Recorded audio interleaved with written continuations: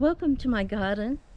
Today we're going to be taking an Elkhorn fern from the cluster that is attached to an old tree trunk.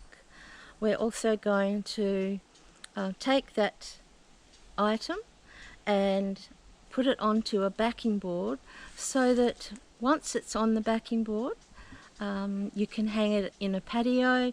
You can also hang it from another tree if you prefer. They look very nice once they're hanging, and they start to produce new pups as well. So thank you for watching, and we'll continue on from here.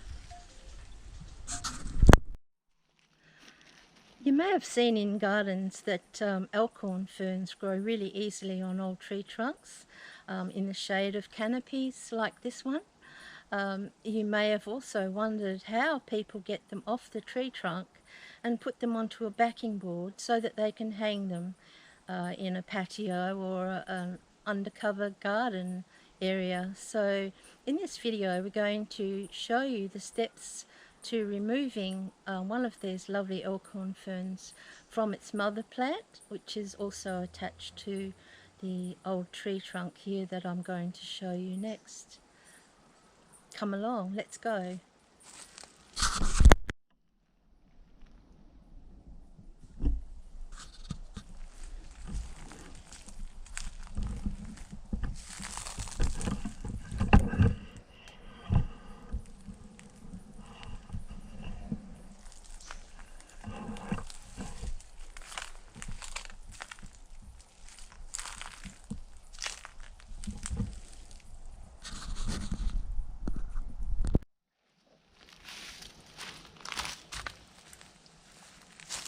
Now once you get to your plant, you're going to have a small sharp knife. Now you're going to tease away at the back that's attached to the tree trunk. You might need, it's okay to be a little bit brutal, as I've found. And beware of, wear your gloves, because this plant has been covered in bull ants. So I just had a couple of stings before I went and put my gloves on. Silly me.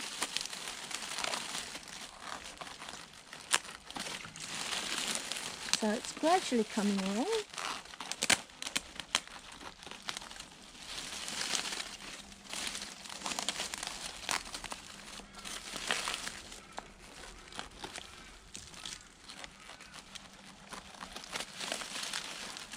As you can see, it's pulling away quite nicely. It's just a matter of trying to separate the backing of one plant that's all amalgamated with a whole bunch of plants.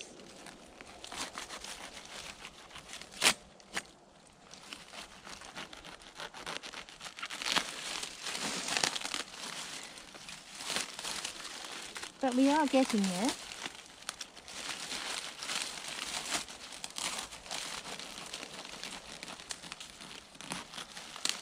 As you can see, it's coming away.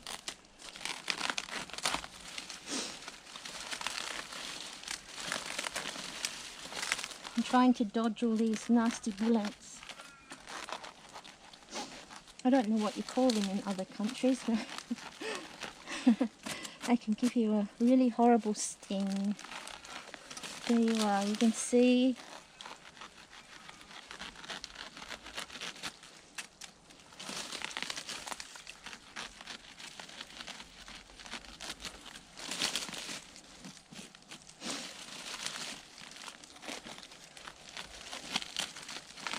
There we are, and there you have it. That's the backing that was attached to this old dead tree. And there you have your elkhorn, which is going to be taken and put onto a backing board. So stay tuned.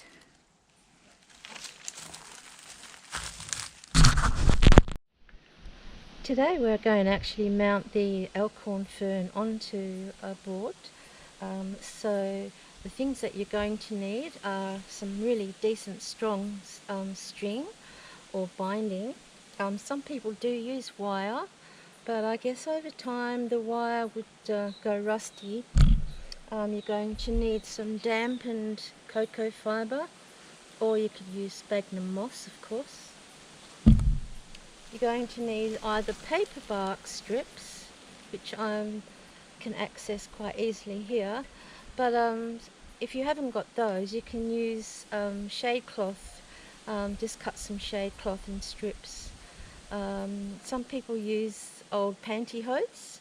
That's another option as well, and perhaps polyester t-shirt material might work as well. And of course we have our plant, which we cut off yesterday, and it's been soaking overnight in water, so it's nice and fresh today. Some good scissors, and of course your backing board, which my lovely personal handyman here, Doug, has made for me out of old Jarrah fence posts, which is quite sturdy. They've been glued together, and so this is where we're going to continue in a moment.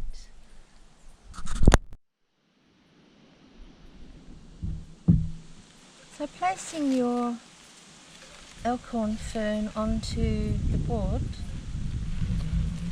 I hope you can see that okay. I'm going to place some wet, squeeze the water out of your cocoa fibre, place it just above centre on your board, probably maybe 3 good handfuls, and just make a mound, and then place your lovely fern on there.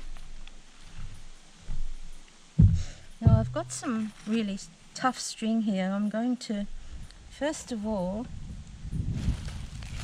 wrap the paper bark over just the base of the Elkhorn Fern. You don't want it any higher. I'm just really actually going to encase all this cocoa fibre and the base of the plant that we've cut off. So keep going around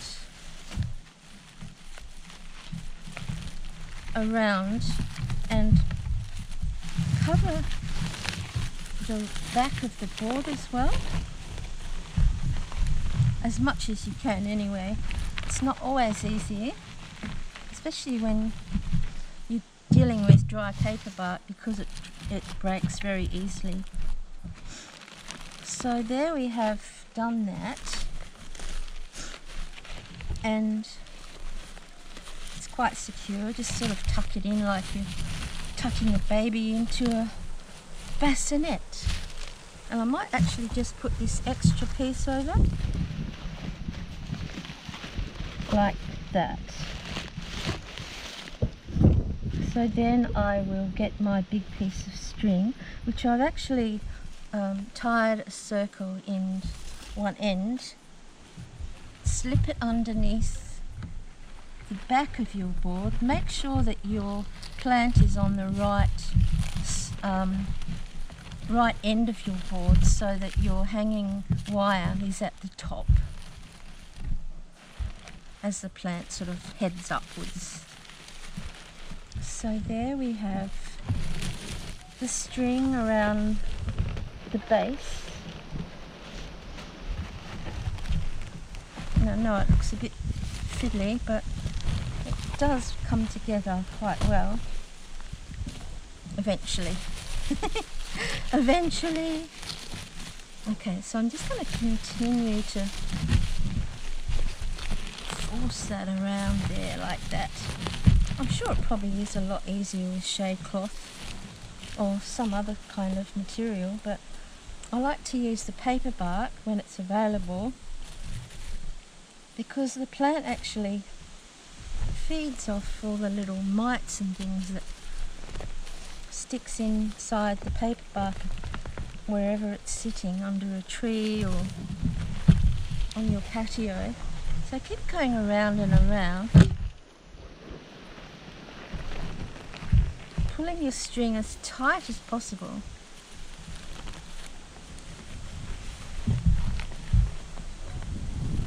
It's really almost like getting a parcel ready for shipping, I guess. You want to do some knots so that you can use those knots to join other ends as you keep going around and around with your string. Tie them pretty tight. I'm just going to continue with more string. Again, tying a knot in one end, or a loop actually, a loop in one end, and bring it under. Try to make it cover the back of that paper bark so that it's all enclosed and nice and tight. Okay, so we'll bring that loop in once more. Pull it really, really tight. Keep going around and around. As you can see, it's maybe looking a little bit messy, but it doesn't really matter actually, I've found. You get your string nice and tight.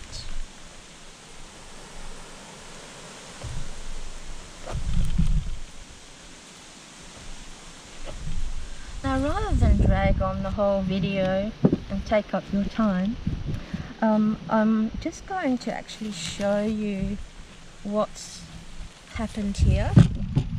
There we have our paper bark, the plant, and the damp cocoa fibre. And then I'm going to keep going with the string after I've stopped this video, but I just really wanted to show you that this is the process, and it's quite easy.